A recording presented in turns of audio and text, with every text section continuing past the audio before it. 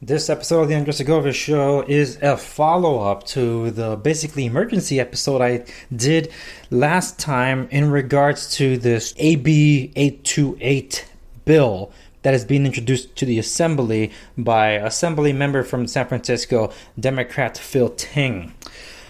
Now, I can't say this better than the Brennan Law Firm. They actually sent out a newsletter update, which I appreciate them doing so. And for those that are curious to learn more, especially on the legal matters like this, how it affects your properties, whether you're a landlord, property manager, or some form of housing provider, I do recommend that you check out the show notes accompanying this episode at www.theandresegovia.com. I'm going to leave a link to the Brennan Law Firm and their post that they distributed today. That post is titled, California Legislators Trample Constitutionally Protected Rights of Landlords. I will read a section of this. They do have links to many different things, so I do recommend you go check out their website for said links. The general basis of this post is as follows. April 17, 2020, landlords and property managers. Many of you have already heard that the California state legislators are attempting to enact AB 828, a law that violates your constitutionally protected Fifth Amendment right against illegal takings by the government, as well as your rights to equal justice. AB 828 unfairly benefits tenants by allowing judges to illegally alter all of your rental agreements by reducing the monthly rent by 25% for any tenant willing to sign a statement saying they couldn't pay rent because they were affected by COVID-19. The language of the bill unreasonably favors the tenants. The bill also provides judges with an abusive amount of unfettered authority to issue an order reducing the rent by 25% for a 12-month period on virtually no evidence at all that the reductions are necessary and or even related to COVID-19. As if that weren't enough, the bill has built-in presumption which states that landlords owning more than 10 units are presumed not to be materially affected by the 25% in reduction in rents.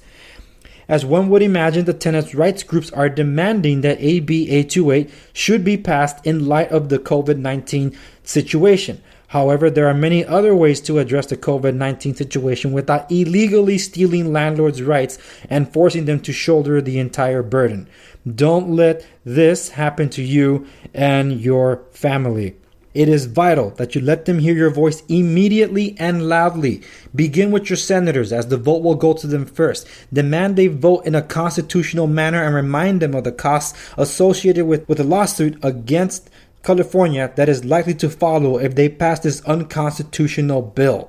Keep in mind they are currently engaged in an enormous amount of activity taking place over the internet rather than in chambers, so the website crashes often.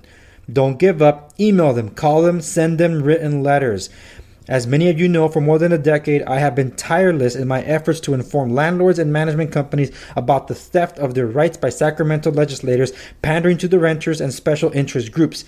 I urge you to consider now that this is no time to rest on your laurels, sit in the sidelines, or let the other guys handle it. Your rights and everything you have worked for is being stolen from you. Get angry, get upset, get involved. Your livelihood depends on it. Let the state senate and assembly know we will not stand for this. Let them know we will fight back with everything we have. Unless every single landlord jumps on this now, we will unintentionally send a message to Sacramento that we don't really care what they do to us, that we will sit and take it, content to merely complain about it. Don't do that. Don't be lazy. Be proactive. Don't wait. Tenants are calling for a statewide rent strike starting with the May 1 rent due. Do you want that to happen? Tenant rights groups are advocating for AB 828 as well. Is this the direction we want things to go? If not, let us do something about it. It is time for the legislator to hear from you. Now, connect your state senator or assembly member and voice your opposition to AB 828. Strongly worded, and I could not agree more with Attorney Michael Brennan on this case.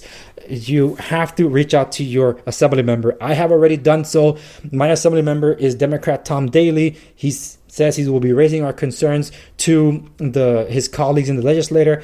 He's had a good record protecting property rights and those of us that own property. So I hope that he stands firmly on this. And also, I'm reaching out to my state senator, who was in a town hall meeting as of this recording, and I'm reaching out to her regarding this case as well. My state senator is Senator Ling Chang. So you must do your part as well. By all means, please reach out. This is an egregious land grab from the state, and something that I've been warning on this program for the year that I've been doing this. And we cannot let them take another inch of this. They want to take our property rights away. And if they take that away from us, they take away our First Amendment rights, our Bill of Rights, our civil rights, because our liberties begin with our ability to own private property. So don't rest on your laurels, as Michael Brennan says. get out there, contact your legislator, contact your senator, make your voices heard. Thank you so much for your attention to this episode of the Andres Segovia Show. Please like, share, subscribe to stay in the know. Share it with anybody and everybody that you know. I've done my part, and I ask them to do the same and get them to act on this today. I'll see you on the next one.